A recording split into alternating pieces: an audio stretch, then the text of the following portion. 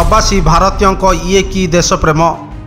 देशर ना लेखा उपरे जोता पिंधि चढ़ीगले। भारत लेखा उपरे चढ़ी फोटो पाई पोज भी देले। ये केउ प्रकार देश प्रेम। देशर ना लेखा उपरे जोता पिंधि चलिले।